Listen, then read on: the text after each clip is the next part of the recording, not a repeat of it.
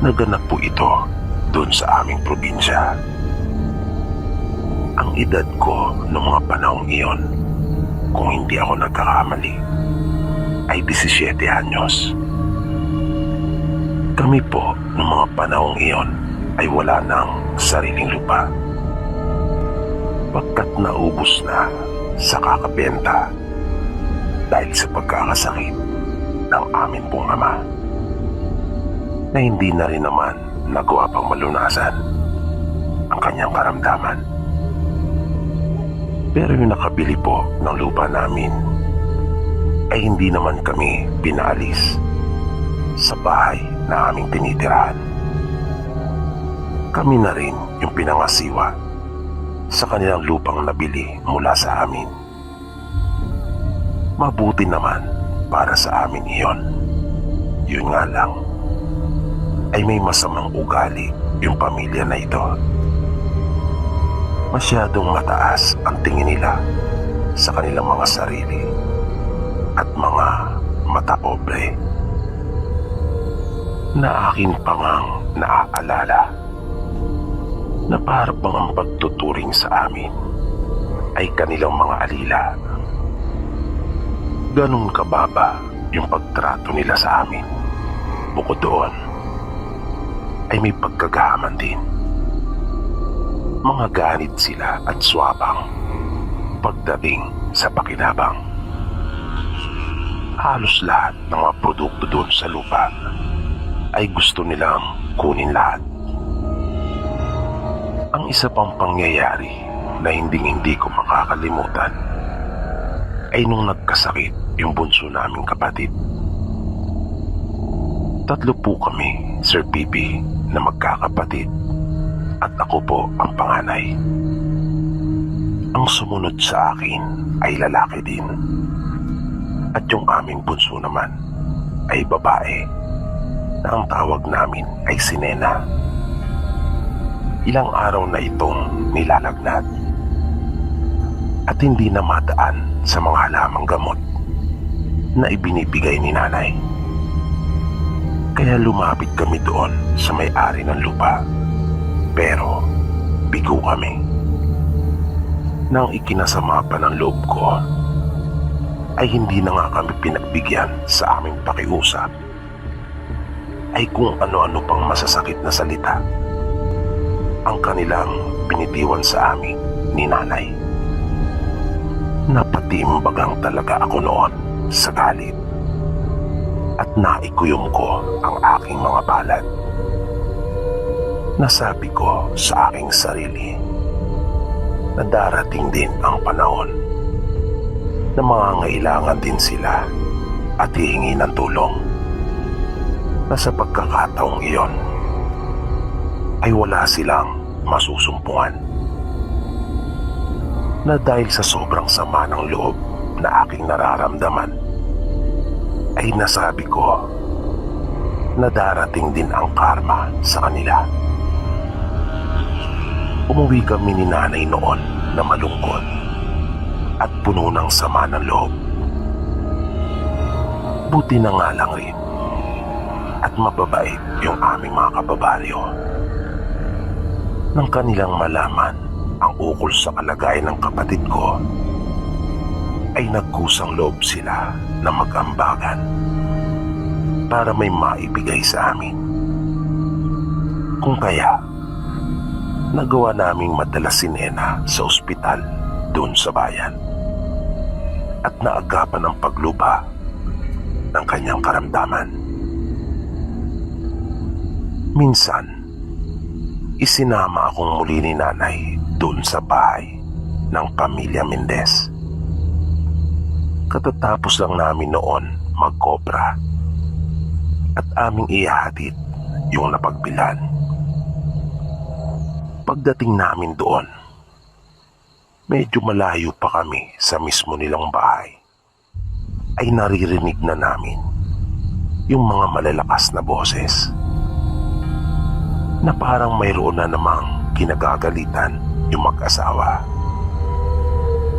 Gusto na nga sana ni nanay noon na bumalik na kami, dahil sa nag-aalala siya na baka madamay pa kami sa init ng ulo ng mag-asawang matapobre.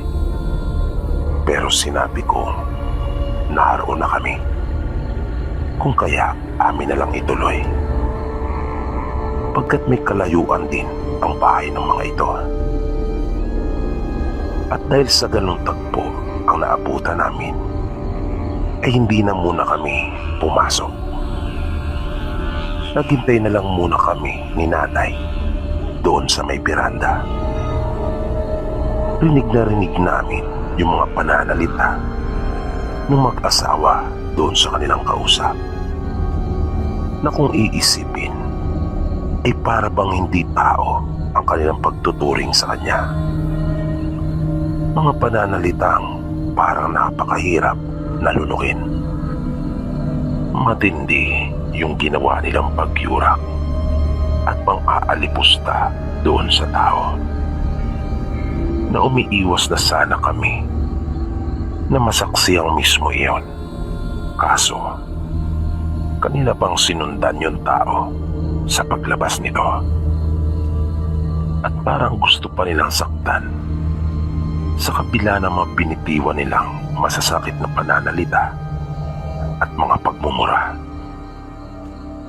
Naglalakad na yung babae palayo at nakatalikod na sa kanila, na halatang umiiwas na, ay ayaw pa rin tumigil ng mag-asawa. Nang bigla kaming nagulat ni nanay, nang walang sabi-sabing umarap sa kanila yung babae at sinagot yung mga pinagsasabi nila. Naisip kong marahil na hindi na rin talaga siguro kinaya pa nung tao yung mga ibinato ng mag-asawa na mga maaanghang at hindi katanggap-tanggap na pananalita. Na dahil naman sa ginawang iyon ng babae, ay lalo namang nagpuyos sa galit yung mag-asawa. Agad na nahawakan ni Mrs. Mendez yung buhok ng babae at kanya iyong hinila. Natumba yung babae sa lupa dahil sa hindi niya iyon inasahan. Idagdag pa na manipis lang ang pangangatawan nito kumpara sa matapobreng babae at dihamak na mas may edad sa kanya.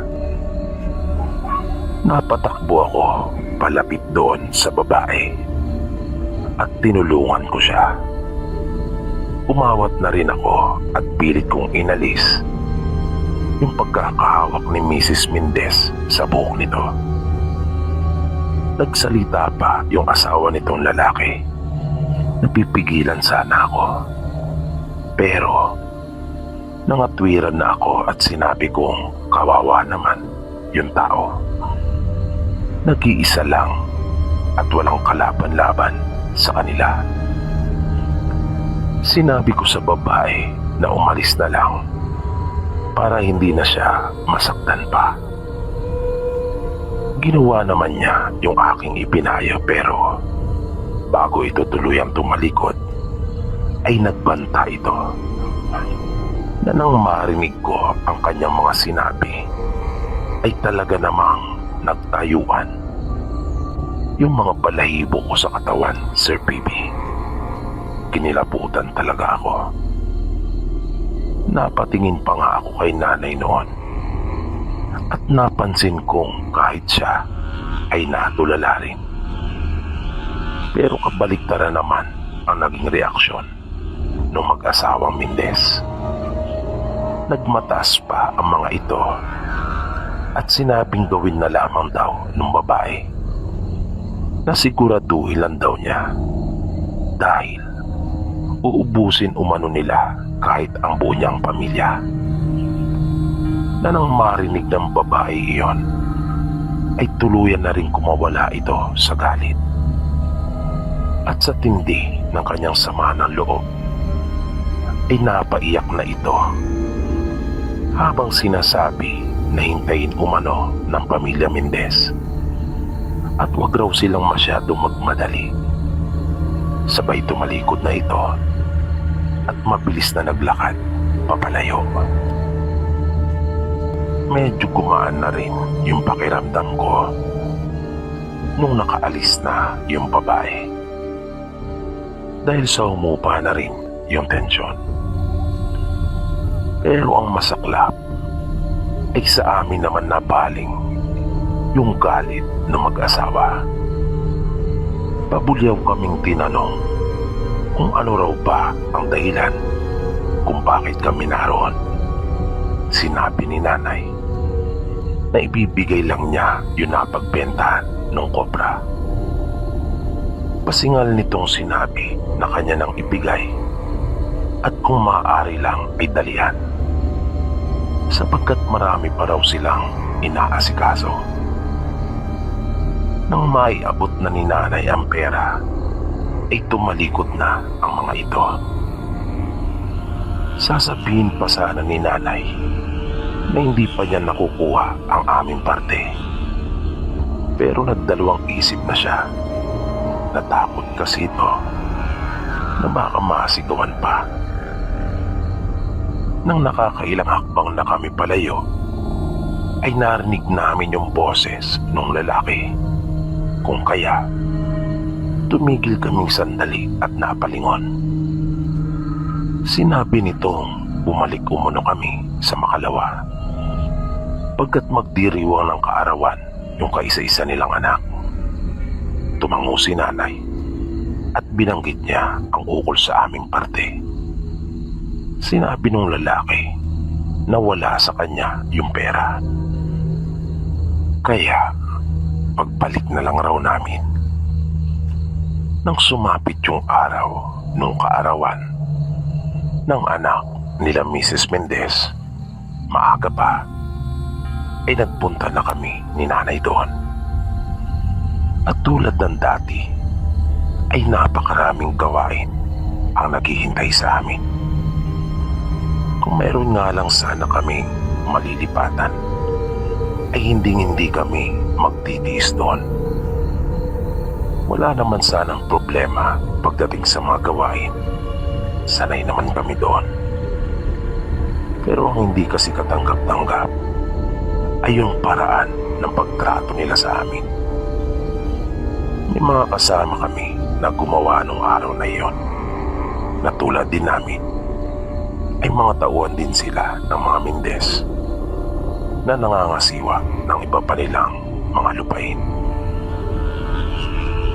Matapos mga pananghalian, hindi pa umiinit ang aming mga pang-upo upang magpahinga, ay pinuntahan na kami ng mag-asawa at sinabihang kumilos na. Pagkat nag-umpisa ng magdatingan yung mga bisita, halos hindi kayo magkadaugaga sa dami ng trabaho. At nagtuloy-tuloy na yon hanggang gabi. Nang matapos ang handaan at nagsisimula na magsiuwian ang mga tao, ay doon pa lang kami nakatikim ng kanilang handa. Gusto ko pa nga sana noong balutan yung dalawa kong kapatid para maging sila man ay makatikim din. Pero maigpit ang pilin ng mag-asawa na yung natira pagkatapos naming kumain ay amin ang iligpit. Kaya naisip kong napakadamot talaga ng mga ito. Kaya ang ginawa ko na lang ay yung mga natira ng bisita na alam kong malinis ang siya kong tinipon at binalot. Pasado 10:00 na ay naroon pa rin kami at nagtatrabaho. Pero malapit na rin naman naming matapos nang bigla akong may naaninagan.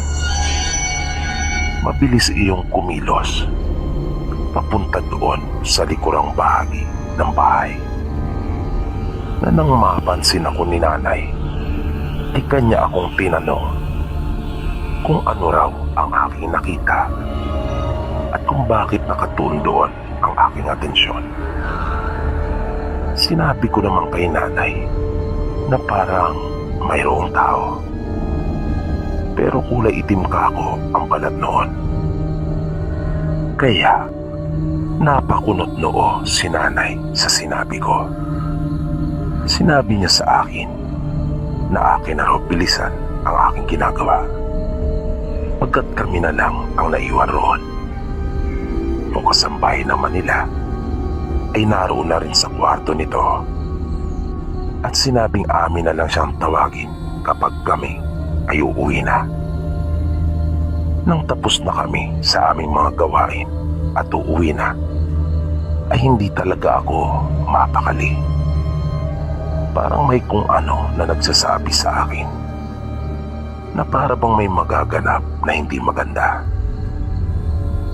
Dahil doon, ay minsan ko pang sinilip yung bahagi kung saan ko nakita na mayroong mabilis na dumaan, at laking gulat ko nang makakita ako ng 3 aswang na kanilang tangay-tangay ang anak nila Mrs. Mendez.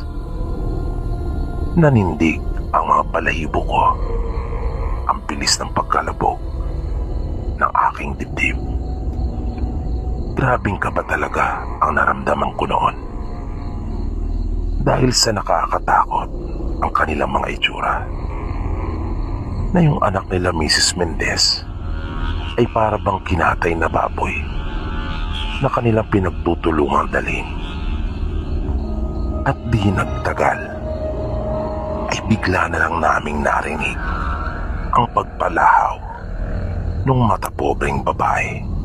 Kaya nagtaka si nanay at napatanong sa akin kung ano raw kaya ang nangyari. Hindi ako nakasagot, hanggang sa lumabas na mula sa kanyang silid yung kanilang kasambahay at umakyat doon sa itaas. Pagbaba nito ay agad naman niyang ikinuwento sa amin kung ano ang nangyari. Nang pumasok umano ng kwarto yung mag-asawa upang kamustahin ang dalagita nilang anak, ay napansin na lamang nilang hindi na ito humihinga at nangingitim na. Nanatili lamang akong tahimik at hindi umimik. Niyaya ko na si nanay na umuwi na, kaya nagpaalam na kami doon sa kasambahay at sinabing babalik na lang kami para makipaglamay. At hindi pa po doon nagtapos, Sir Bibi. Hindi ko ikinuwento kay nanay ang aking mga nakita at nalalaman, na alam kong hindi iyon ang anak nila Mrs. Mendez na siyang pinaglalamayan at nasa atol.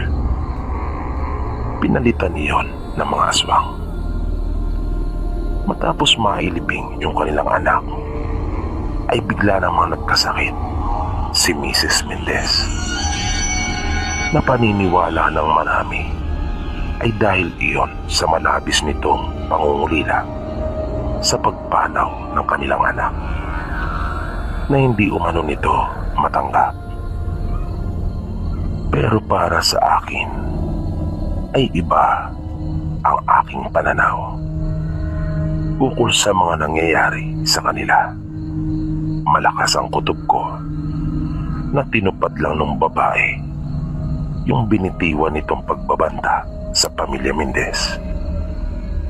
At wala pang 1 buwan ay tuluyan na ring namatay si Mrs. Mendez, na kumalat sa baryo namin ang bali-balita na inaswang ito. Naging matunog na usap-usapan niyon nang isang taga roon sa amin ang magkwento na kinain umano ng aswang na balbal ang bangkay nito. Yung nakakita kasi ay pinaniniwalaang silangan o bukas yung 3 mata. At nung huli ay hindi rin nakaligtas yung lalaking Mendez. Natagpuan itong patay. na pinaniniwalaan na ng marami na tulad ng kanyang asawa ay inaswang rin. Kaya noon pa man ay naniniwala na ako sa karma na kung ano ang iyong itinanim ay siguradong ito rin ang aanihin mo.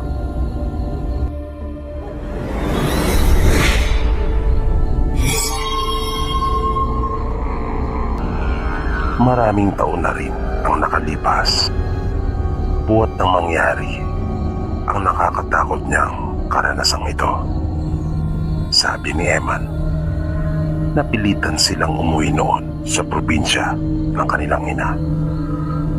Dahil sa nawalan ng trabaho ang kanilang ama matapos na maaksidente. At simula noon ay marami nang nabago sa kanilang pamumuhay. Dahil sa hindi naman sila sanay sa buhay probinsya.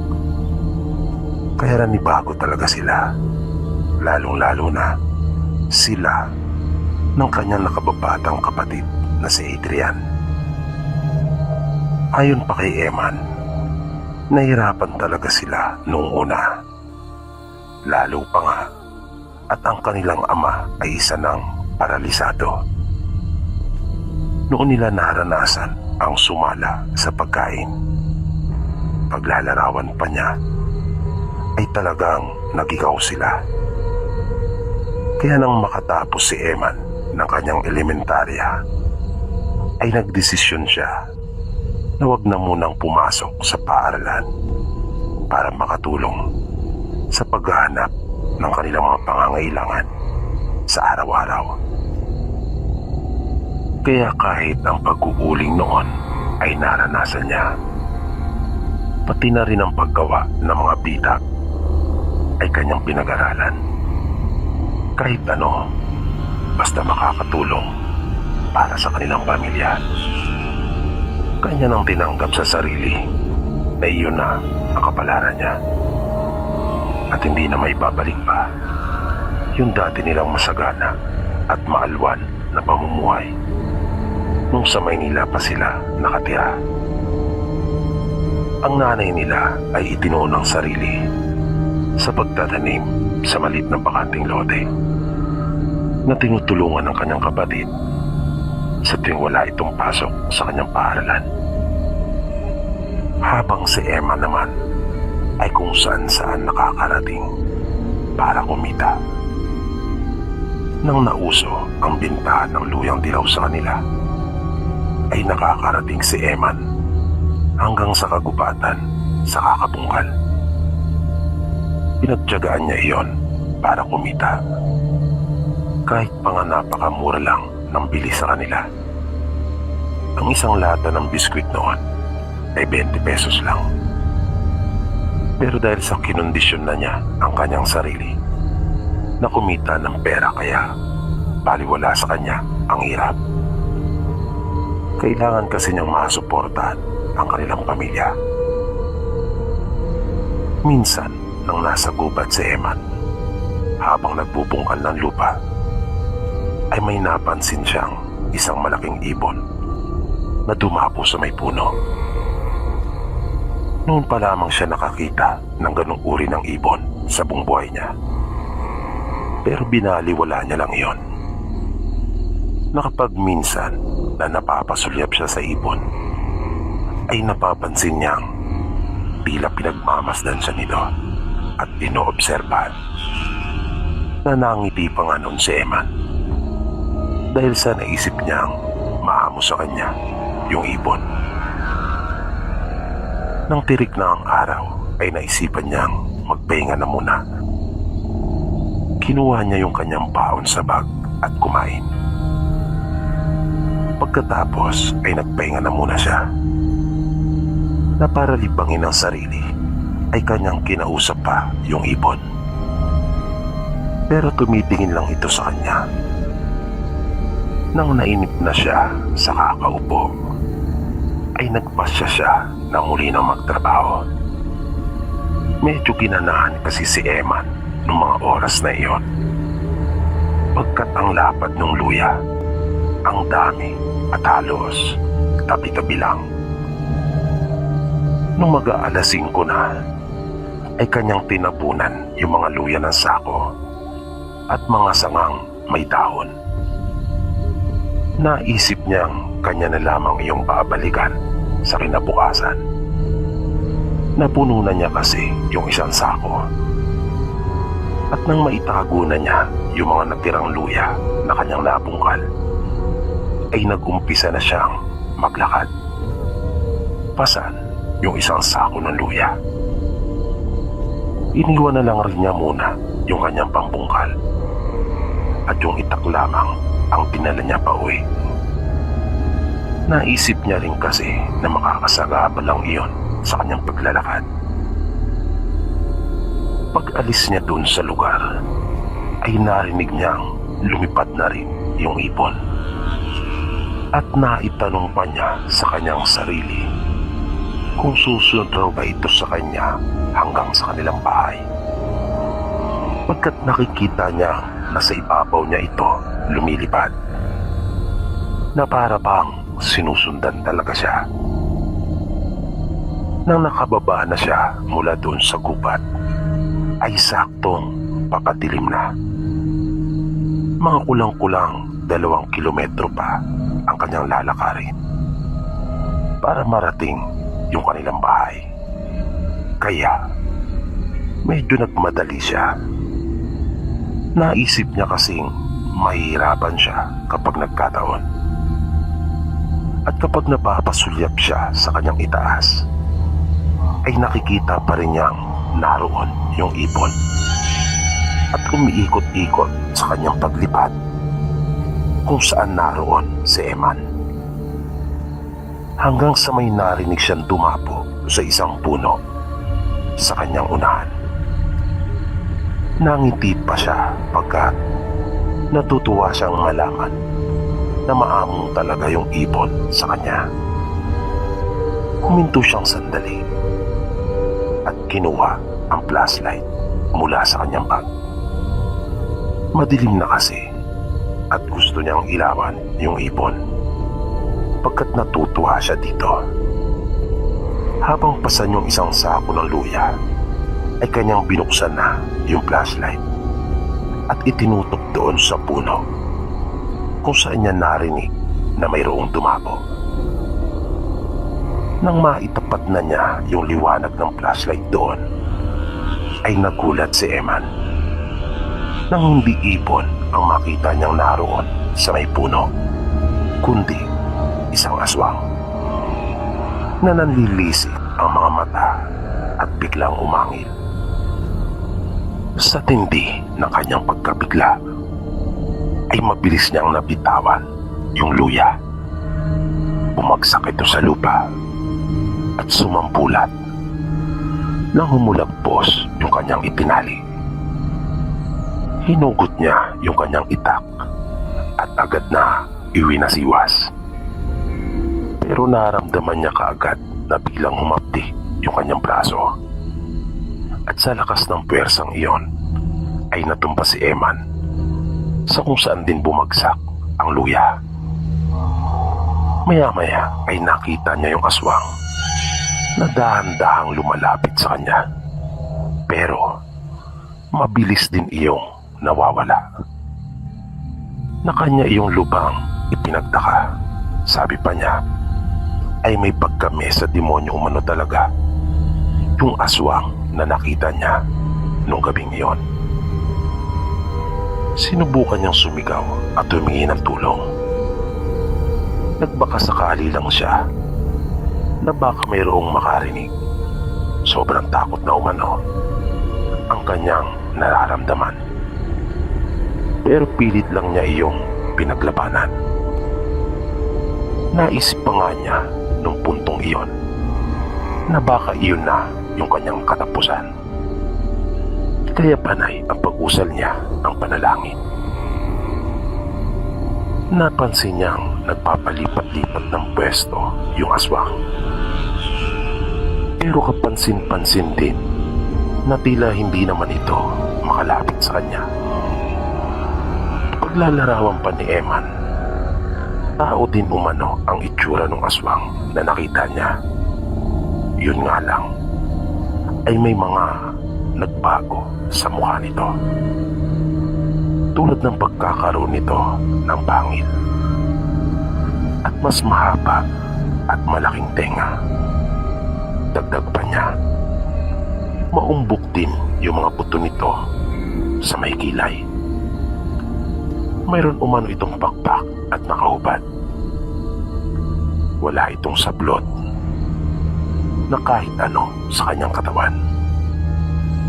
Kaya kitang-kita niya yung nangingintab na katawan nito. Sabi pa ni Eman, sa palagay niya ay langis ang ipinahid sa katawan ng aswang na iyon, na napakabaho umano noon. Ilang minuto din umano ang itinagal ng aswang sa pagpapalipat-lipat ng pwesto para sunggaban siya.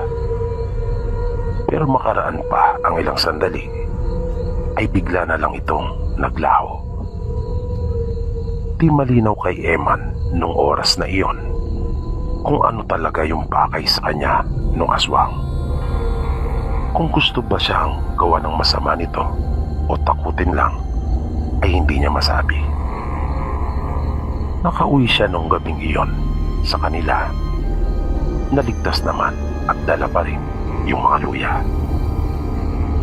Kanyang ikinuwento sa kanilang ina yung kanyang naging karanasan. Alalang-alala ito sa kanya at sinabihan siyang itigil na ang pagpunta sa gubat. Paghanap na lang raw siya ng ibang mapagkakakitaan. Kaya medyo nagsisi pa si Eman kung bakit pa niya sinabi sa kanilang ina.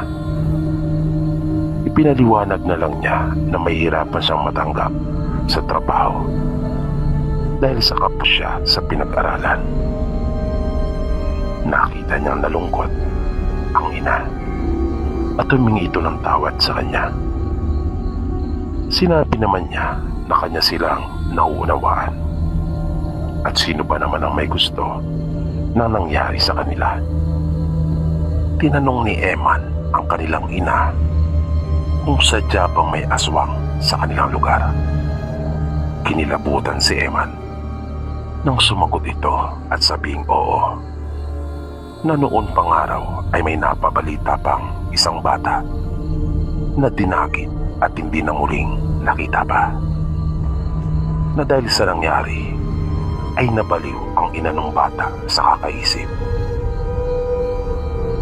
Nung gabing iyon ay napaisip ng malalim si Eman at kanyang binabalik-balikan ang mga pangyayari nung araw na iyon. Naalala niyang bigla yung tungkol sa ibon. Kinutuban siya ng masama. Naisip niyang marahil ay may kinalaman yung ibon sa mga nangyari sa kanya. Nang mga maghahating gabi na, ay hindi pa rin siya dalawin ng antok. Hanggang sa makarinig siya ng kakaibang huni. Hindi siya gumalaw sa pagkakahiga. At kanyang pinakinggan iyong mabuti. Narinig niya ang tinig ng kanilang ina na tinatawag siya. Paglabas niya ng kanilang silid ay naroon na ito at sinabing mayroong aswang sa labas. Biglang bumilis ang pagtibok ng kanyang puso. Muli niya kasing naalala yung aswang na kanyang nakita. Nagtanong ang kanilang ina tungkol sa mga luyang nakuha niya. Sinabi niyang inilagay niya iyon sa ilalim ng kanilang hapagkainan. Tinanong niya ang ina kung bakit. Sinabi nito sa kanya na mabisa umanong pangontra ang luya sa mga aswang.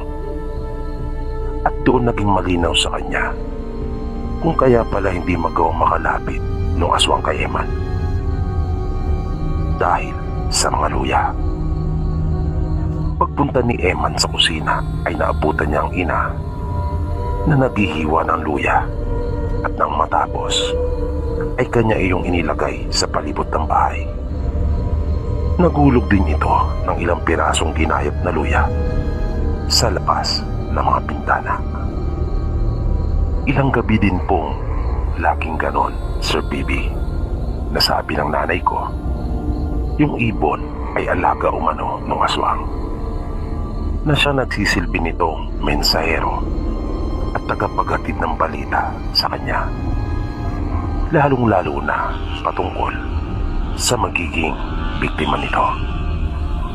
Ang nakakalungkot lang po, Sir Bibi, halos hindi po umabot ng 1 linggong nagpabalik-balik ang aswang sa amin, ay bigla na lang namatay yung tatay ko, na malakas yung aming kutob na kagagawan iyon ng aswang. Matapos pong mailibing si tatay, ay nagpasya kami nila nanay na lumipat ng bahay. Doon kami nakitira sa lupa ng tsuwi niya. At simula po nung makalipat kami, ay wala ng aswang na gumagambala sa amin.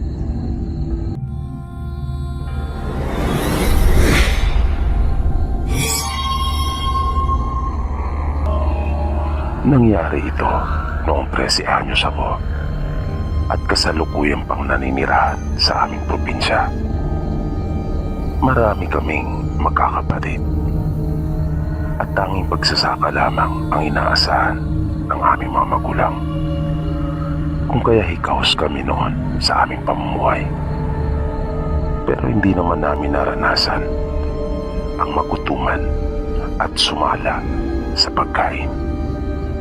Pero maraming beses naming nasubukan ang kumain ng saging, mais at iba pang mga biyayang hatid ng lupa tulad ng kamote bilang tanghalian o kaya naman ay hapunan. Ito na ang nakamulatan kong buhay. At dahil sa sitwasyon naming ito, kung kaya marami sa aming magkakapatid ang lumaki sa mga kamag-anak at ibang tao, sa mura naming mga edad ay nakasanayan na namin ang iba't ibang mga gawain sa bahay at sa bukid. Kaya naman, kapag kinukuha kami ng ibang tao, ay hindi napapahiya ang aming mga magulang. Dahil sa likas na sa amin ang pagiging masipag at maalam pagdating sa mga gawain. Dumating ang punto na oras ko na para ako naman ang mahiwalay sa aking pamilya. Mabigat din sa aking loob yun. Kahit pa nga kamag-anak din namin ang aking titirahan. Pero labag man sa loob ko, ay wala na akong nagawa pa. Pagkat kita ko naman ang kahirapan namin.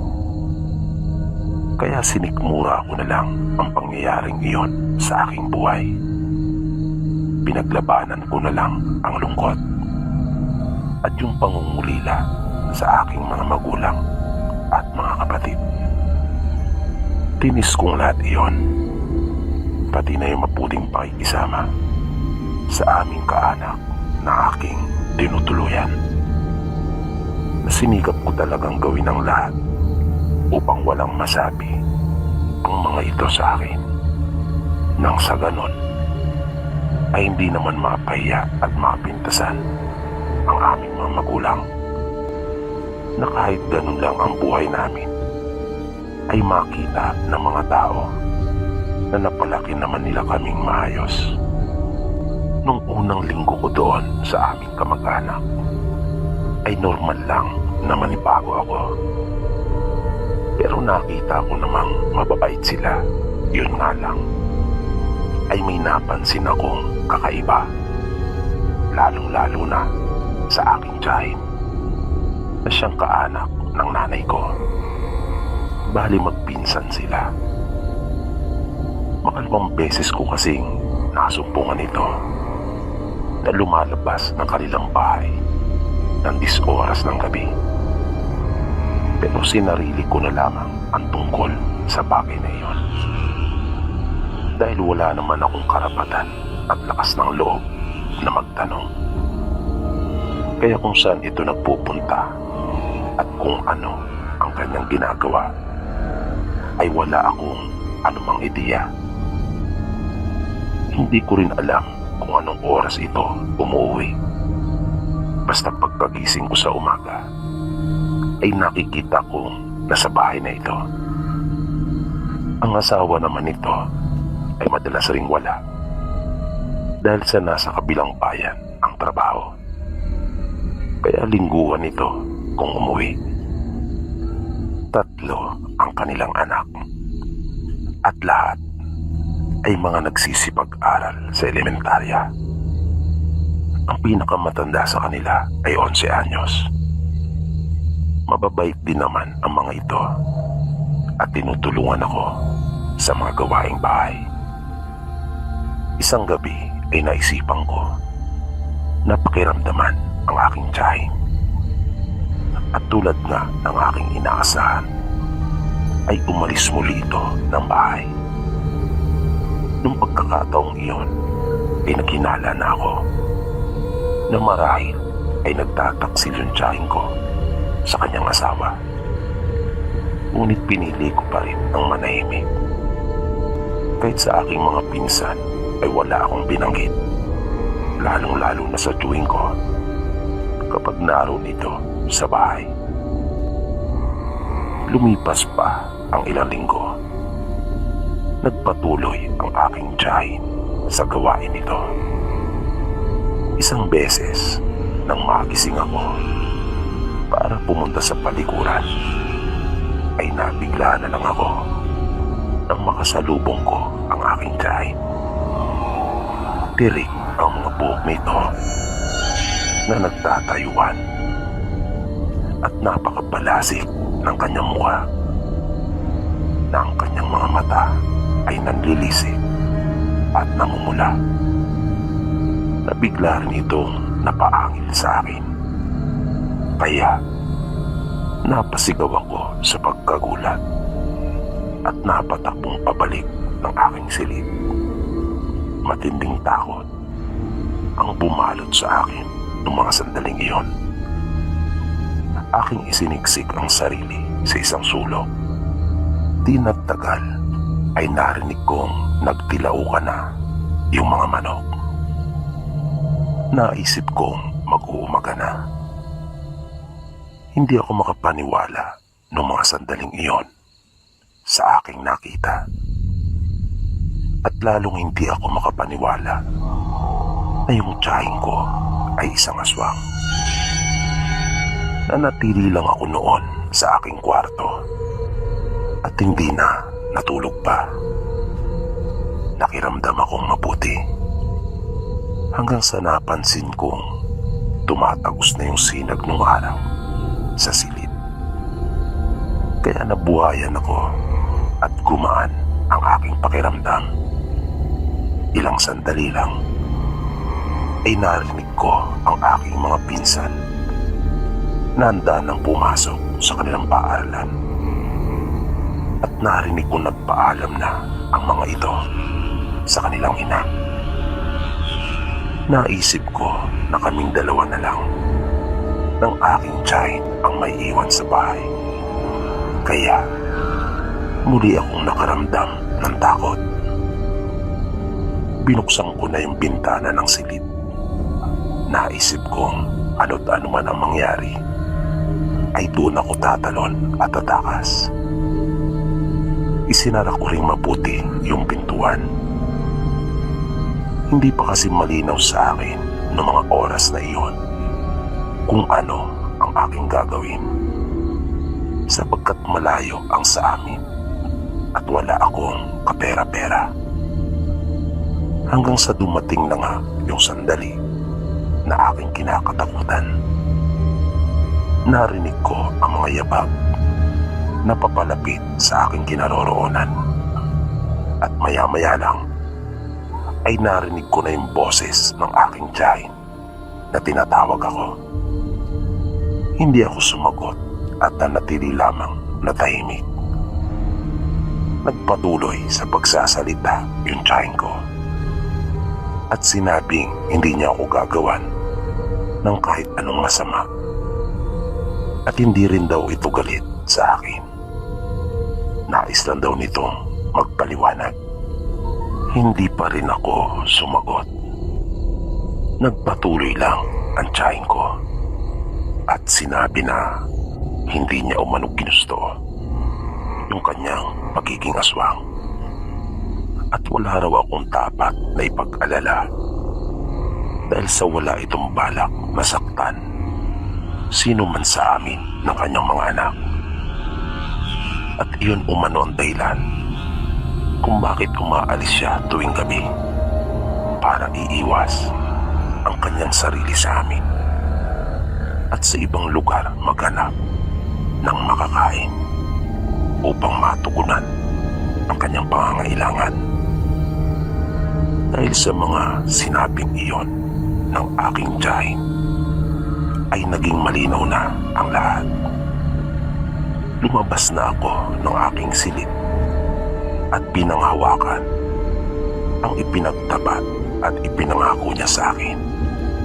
Nang sumunod na araw ay nagpaalam ang aking tiyahin at mga anak nito at sinabing manghuhuli sila sa batis ng aming maiuulam. Libangan na rin kasi namin noong mga panahong iyon yung mga ganong gawain sa probinsya. Ilang minuto pagkaalis ng mga ito ay siya namang pagdating ng chewing ko. Agad nitong tinanong kung nasaan ang kanyang mag-anak. Kaya sinabi ko na nanghuli ang mga ito ng aming maiuulam sa tanghalian. Nakisuyo ito sa akin ng kape. Agad naman akong tumalima at ipinagtimpla ko siya. Paulit-ulit na bumabalik sa aking alaala yung tagpo kung saan ay nalaman kong aswang ang aking tiyahin. Hindi pa rin iyon mawaglit sa aking isipan. Maya-maya ay narinig kong nagsalita ang aking tiyuhin. Pero hindi malinaw sa akin kung ano ang kanyang sinabi dahil nga sa mga iniisip ko. Kaya akin siyang tinanong kung ano ang kanyang tinuran. Inulit naman niya at sinabing ano raw ang aking problema at tila napakalalim ng aking iniisip. Kaya medyo natigilan ako dahil napansin pala niya ako. Itatanggi ko pa sana iyon pero mapilit ang aking tiyuhin na para bang alam na alam talaga nito na may bumabagabag sa akin. Hanggang sa masabi ko ang mga kataga na baka magalit si Tia dahil na rin sa pamimilit ng tiyuhin ko na magtapat ako sa kanya. At dahil sa tinurang kong iyon, kung kaya lalong hindi na niya ako tinantanan hanggang hindi ako umaamin. Kaya noong huli ay wala na akong nagawa pa kundi ang ipagtapat lahat ng aking nalalaman at natuklasan. Pagdating ng aking mga pinsan at tiyahin ay halos hindi ako makatitig sa kanya ng diretso. Nakaramdam ako ng hiya. Pakiramdam ko kasi ay tinraidor ko ang aking tiyahin nang sabihin ko ang lahat-lahat ng aking natuklasan sa kanyang asawa. Nag-alala din ako na baka dahil doon ay magkagulo at masira ang kanilang masayang pamilya. Kaya lalo akong hindi natahimik. Patuloy akong nakiramdam na naisip kong anumang oras ay kukumprontahin ng tiyuhin ko ang kanyang asawa. At hindi nga ako nagkamali. Dahil pagkatapos naming kumain ng tanghalian, habang nagliligpit kami ng aking mga pinsan, ay nakita kong pumasok sila mag-asawa sa kanilang silid at nag-usap. Pero hindi malinaw sa akin yung kanilang napag-usapan. Kinagabihan noon ay natakot akong baka ako ang pagbuntunan ng tiyahin ko. Baka ito naman ang magalit sa akin dahil sa ipinagtapat ko sa kanyang asawa. Pero naisip kong akin na lang tatanggapin anuman ang sasabihin nito sa akin na mga masasakit na salita. Pero wag lang sana niya akong lapain na sana ay maging tapat pa rin siya sa mga sinabi niya na hindi niya ako sasaktan. Awa ng Diyos, hanggang sa makatulog na ako nung gabing iyon, ay hindi man lang lumapit sa akin ang tiyahin ko. Pero laking gulat ko nang aking maramdaman na may kung anong bagay na tumatama sa aking mukha. Na nang makising ay talaga namang nagimbal ako sa aking nakita. Likido pala iyon na pumapatak sa mukha ko. At yung likido na iyon ay laway. Nagrabing takot ang aking naramdaman nang makita ko kung saan iyon nagmumula. Nakita ko sa itaas ng bahay yung asawa ng tiyahin ko na nakaharap sa akin at kanya akong nilalawayan. Kaya napapalikwas ako at napatayong bigla. Napaiyak ako sa tindi ng takot na aking naramdaman. Dahil kung nakakatakot yung mukha ng tiyahin ko nung makita ko ito, ay mas nakakatakot yung itsura ng kanyang asawa. Mabilis kong nilundag yung bintana na nakapagtatakang bukas na noong mga pagkakataon na iyon. Naisip kong marahil ay doon pumasok yung chewing ko dahil sa sinarado kong mabuti yung pintuan ng silid. Matapos kong talunin yung bintana ay nagtatakbo na akong palayo. Naisip kong bahala na. Ano kung wala akong pera? At ano naman kung malayo ang sa amin?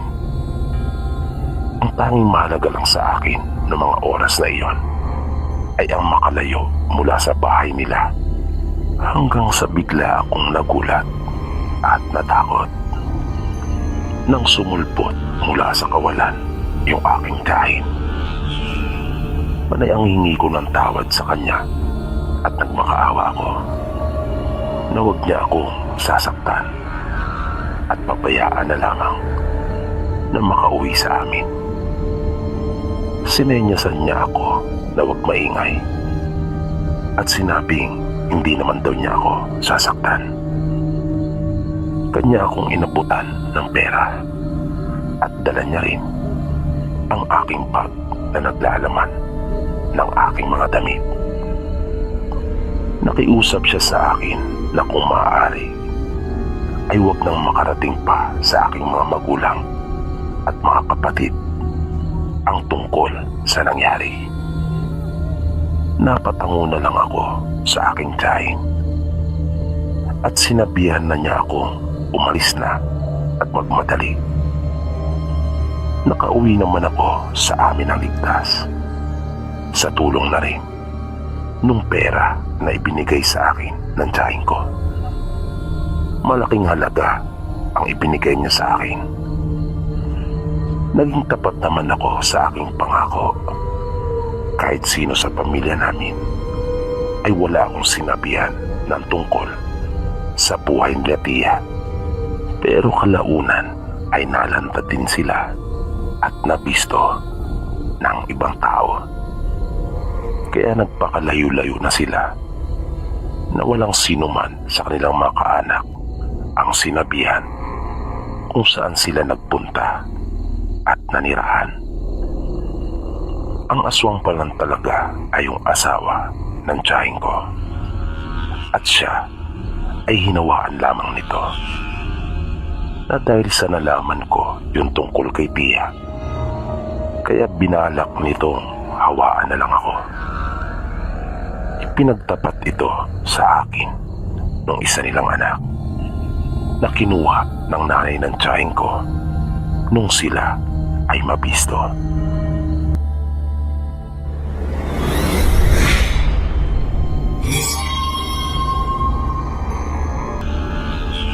Nangyari po ito nang minsang dumalo po kami ng piyesta sa isang probinsya.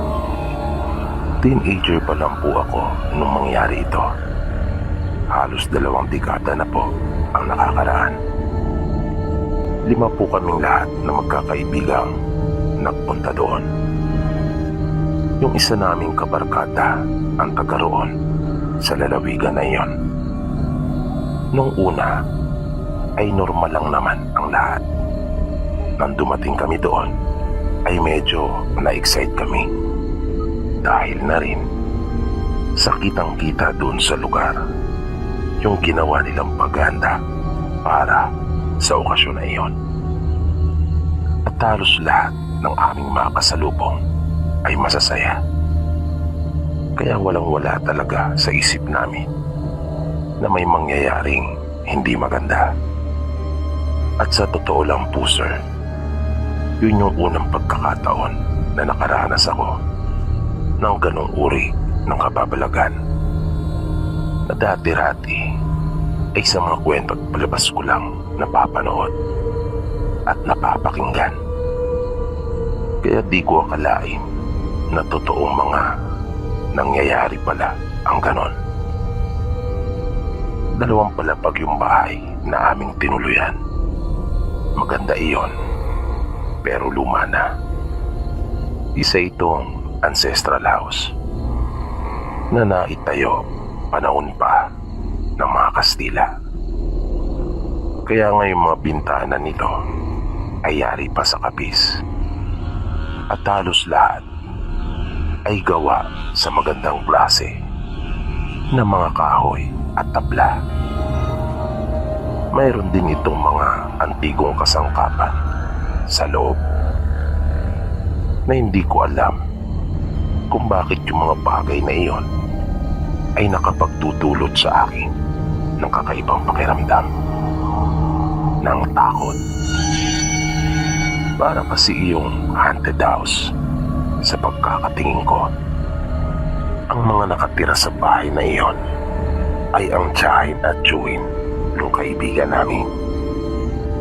Bali yung lalaki ang panganay na kapatid ng mama niya. Wala silang anak. Maayos naman ang naging pagtanggap nila sa amin. Napansin ko rin na malapit yung kaibigan naming si Nico sa kanila. Malawak ang kanilang lupain at halata naman sa pinagtatayuan pa lang ng bahay. Napakalawak ng kanilang bakuran at nag-iisa lang doon sa lugar. Masasabing may kaya sila. Mayroon din silang mga tauhan na nagtatrabaho sa kanilang mga sakahan. At doon nakatira ang mga ito sa mga lupa na kanilang pagmamay-ari. Naroon sila nang dumating kami at abalang-abala sa pagluluto ng mga ihanda. Mababait din ang mga ito at magagalang sila. Mahusay silang tumanggap ng mga bisita at talagang estimado nila kami. Grabe yung kanilang ginawang paghanda. May litsong baboy na ay may baka pa. Yun yung unang pagkakataon din na makatikim ako ng litsong baka. At ang daming putahe, lalo na yung mga kakanin at panghimagas na mga minatamis. Na naglalakihan talaga yung mga kaldero at kawat na kanilang ginagamit. Pero may isang bagay pa akong hindi nagustuhan bukod doon sa itsura ng bahay. Yun ay yung isang binatilyo na sa tansya ko ay kaidaran lang rin namin na naroon. Hindi ito nakisalamuha sa amin. At kung yung iba ay masaya, at panay ang pakikipagtawanan. Siya ay tahimik lang na nakatayo sa isang sulok at seryoso nakatitig lang. Pakiramdam ko ay parang hindi niya gusto na makita kami. Parang di niya gusto na naroon kami. Sabi pa nga ng isa naming kaibigan ay wag na lang pansinin. Baka mainit lang daw ang ulo nito kasi nasa pawa namin. Marami din kasing mga kadalagaan na naroon. Bukod kasi sa mga anak ng kanilang mga trabador, ay naroon din ang ilan pa nilang mga kaanak. Magaganda ang mga ito at matatangkad, na mala-artistay ang mga kutis. Masayang-masaya kami magkakaibigan na nakisalamuha sa mga taong naroon. Tuwing maisipan naming kumain, ay pumupunta lang kami doon sa mahabang mesa. Medyo nagminor lang kami sa pagkain nung pumwesto na para uminom. Pero ang dami namang pulutan, kaya busog na busog ako. Nang mga pasado 7:00 na ng gabi, ay napansin kong unti-unti nang nababawasan yung mga tao. Nag-uuwian na sila. Nauna na yung mga kamag-anak nila Nico, habang may pangilan-ngilan pang naiwan doon na kanilang mga trabador na nagliligpit, at yung ibang kalalakihan naman sa kanila ay kaharap namin sa inuman. Na naisip kong ang boring naman pala sa kanilang probinsya. Para bang mga killjoy. Sabi pa nga ng isang kaibigan ko, dapat ay walang uwian. Pero sabi ni Nico, ay ganun daw talaga kasi sa kanilang probinsya. Maagang natutulog ang mga tao dahil maaga ring nagigising para sa kanilang mga gawain sa susunod na araw. Kaya sinabi kong dapat ay exempted na yung araw na iyon. Total naman ay mayroong selebrasyon. Piyesta naman, sabi ko pa. Pero sinabi ni Nico, ganun daw talaga ang nakasanayan doon. Kaya hindi na kami umimik pa. Ipinagpatuloy na lang namin yung pakikipag-inuman sa ilang mga naroon. Maya-maya ay nagpaalam na rin yung mga nagsisipagligpit. Nagpasalamat naman kami sa kanila, lalo na sa mabuti nilang pakikitungo sa amin. Makaraan ang halos kalahating oras ay nagpaalam na rin sa amin yung aming mga kaharap sa inuman. At sinabing kailangan na nilang umuwi dahil sa maaga pa sila sa kinabukasan. Pinigilan pa namin sila pero hindi talaga namin sila naawat na umuwi. Kaya kami na lamang ang natira sa kanilang bakuran. Lumapit na rin sa amin yung mga kaanak ni Nico na nakatira sa bahay. At sinabing kami na raw ang bahala, pagkat magpapahinga na rin sila.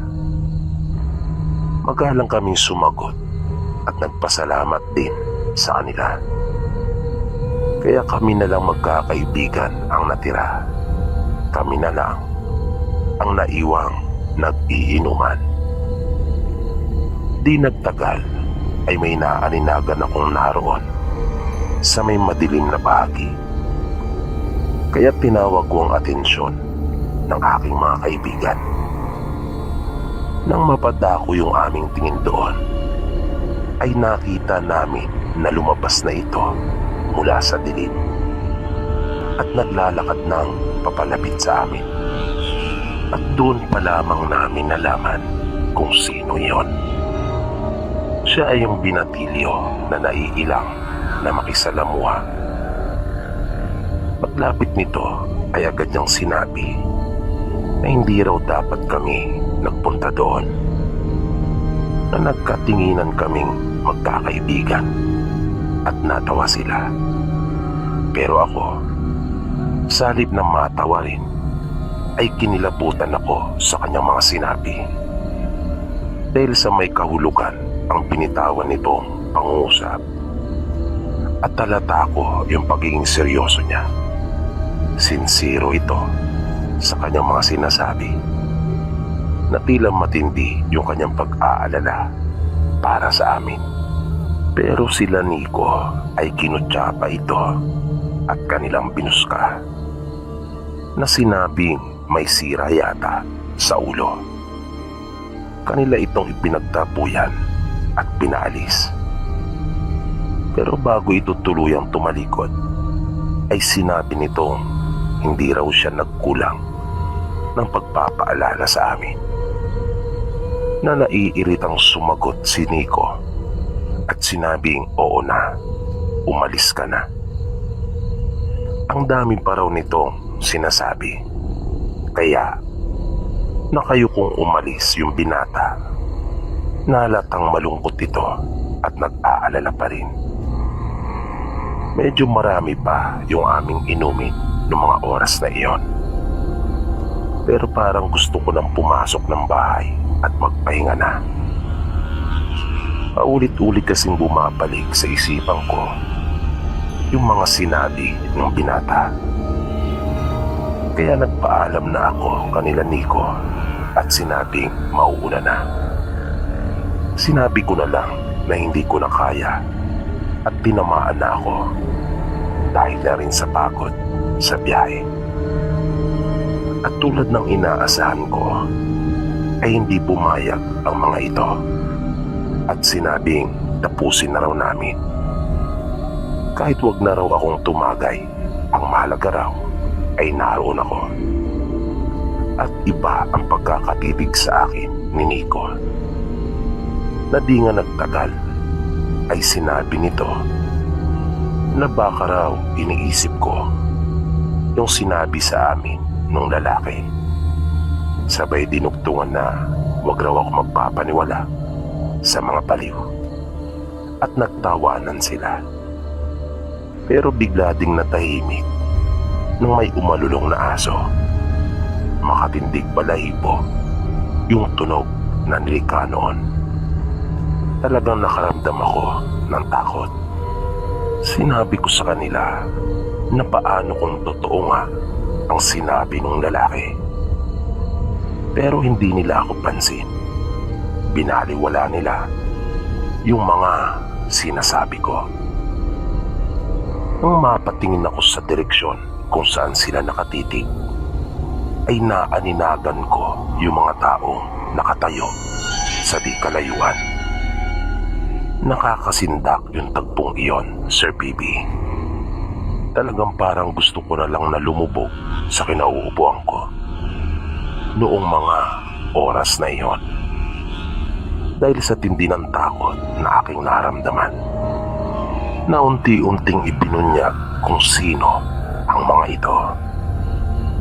Nang tuluyan ng mawala yung ulap na nagkukupli sa bilog na buwan, napapulalas ako sa mahinang tinig at nasabi ko ang mga katagang, ang mga trabahador, na yung iba nga ay napansin namin na may hawak pang mga itak. Kaya napasigaw na ako ng takbo. Halos sabay-sabay kaming napatayo sa aming pagkakaupo. At mabilis na tinakbo yung malaking pintuan ng bahay. Pagkapasok ay agad naming isinara iyon. Kinalangan ng kahoy na siyang nagsisibing pansara nito. Pero may isa pa palang pinto sa gilid noon, sa dulo ng isang maliit na pasilyo. Nang tatakboy na namin iyon upang isara, ay nagulat kami nang mayroon ang nakatayo roon at papasok na. Kaya tumakbo na lang kami paakyat ng hagdan at isinara yung 2 pinto na nagtatagpo sa gitna. Tinakbo namin yung mga bintana at isinara.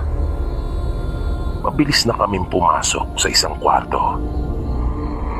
Sumigaw si Nico ng paulit-ulit na tinawag yung tiyahin at kanyang tiyuhin. Pero hindi sumasagot ang mga ito. Sa sobrang takot namin ay talagang pinagpawisan kami ng gusto. Nawalang bigla yung epekto ng alak na aming nainom. At naririnig namin yung mga pagkalabog sa ibaba. Na kung gaano kalakas iyon sa pakiramdam ko, ay ganon din kalakas yung pagkalabog ng mga dibdib namin. Talagang takot na takot kami. Lalo na kapag aking naaalala yung mga itak na hawak ng ilan sa kanila. Napansin din namin na parang mayroon nang umakyat sa bubong. Sa ibaba kasi ng mga bintana nila sa ikalawang palapag ay may mga bubong na nakapaikot sa bahay.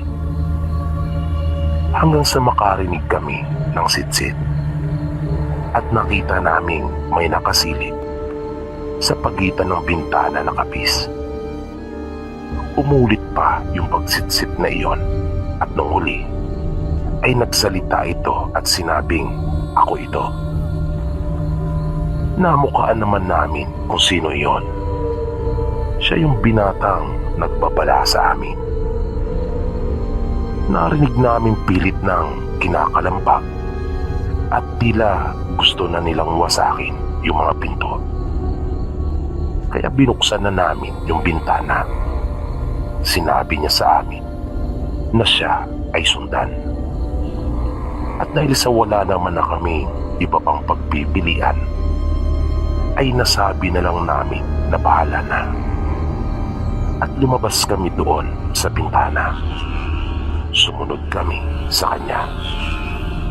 Nang masapit namin ang likurang bahagi, ay nakita naming lumundag ito at sinenyasan kami. Kaya tumalon na rin kaming magkakaibigan. Nagtataasan ang mga puno't halaman doon. Kanya kaming pinagmadali. Nakita kong kinapitan nito yung isang damo ng maigpit. At di nagtagal ay nagdugo na yung kamay nito. Kanya yung hinayaan na pumatak sa aming dinaraanan. At nang malayo-layo na yung aming natakbo, ay nakita kong ibinalot na niya sa kanyang damit yung daliri niyang nasugatan. At nag-iba kaming bigla ng direksyon na tinahak. Nagtaka kaming magkakaibigan sa kung ano ang ginagawa nito. Sinabi niyang malakas ang pang-amoy ng mga aswang, lalo na sa dugo. Na napalunok ako ng laway sa aking narinig. Nakita ko namang nanlaki ang mata ng aking mga kaibigan. Sinabihan niya kaming bilisan na namin at baka maabutan pa raw kami. Matapos ang ilang minuto na ginawa naming walang tigil na pagtakbo, ay natanaw na namin ang isang bahay. Isang tipikal lang na bahay iyon sa probinsya. Palapit pa lang kami ay narinig naming nagtawag na ito. At may isang matandang lalaki na nagbukas ng pinto. Mabilis kaming pumasok at kanila kaming pinaupo sa gilid ng kanilang mesa. Nag-init ito ng tubig at pagkatapos ay pinagkape kami. Nalaman namin mula sa maglolo na aswang na pala ang mga kaanak ni Nico. Nagsimula daw ito halos mahigit 1 taon na ang nakakaraan. Nang mapansin ng mga trabahador nila ang unti-unting pagbabago ng pag-uugali at kilos nung kanilang among lalaki. Nakalaunan Pati na yung babae ay nagbago na rin. At nag-umpisa ng magsagawa ang mga ito ng mga kakaiba at hindi normal na gawain. Nagsagawa na sila ng mga ritual. Sabi pa nila, lahat ng mga trabahador nito ay mga aswang na rin. Pagkat karamihan sa kanila ay napilitan para hindi mapaalis sa lupang kanilang tinitirahan. Dahil kapag tumanggi sa kanilang gusto, bukod sa mapapalayas ka, ay mawawalan ka pa ng trabaho. Tulad ng mag-anak ni Norman. Norman ang pangalan nung pinatang nagligtas sa amin. Dagdag pa nila, kapag minalas-malas ka pa, ay hindi lang ang mapalayas at mawalan ng trabaho ang maaari mong danasin. Baka ikaw pa ang kanilang mapag-initan at patayin. Nasabi tuloy ng isa naming kaibigan na kaya pala nagmamadaling magsialisan ang mga tao dahil sa may balak na palang masama ang mga ito sa amin. Mabilis na sumagot si Norman at sinabing hindi lang daw iyon ang dapat naming mapansin. Mabilis rin umanong nilinisan yung mga naglalakiang kawa at kaldero. Para kami naman daw ang isa lang doon. Tinanong namin si Nico kung alam ba niya na aswang ang kanyang mga kaanak. Nabigla ito sa aming ginawang pagtatanong at mariing sinabi na hindi. Dahil kung alam lang niya ay wala umanong dahilan para pumunta pa kami. At sinabi pa nitong pumunta kami para makipiesta, makikikain at hindi ang magpapakain. Sinabi namin kanila Norman na mabuti at hindi sila pinagkakaisahan at pinaplanong lusubin ng mga aswang at gawing hapunan. Natawa ang lolo nito at sinabing malabo pa raw sa sabaw ng pusit na mangyari yon. Ang makita nga lang raw siya ng mga ito ay nangangatog na sa takot.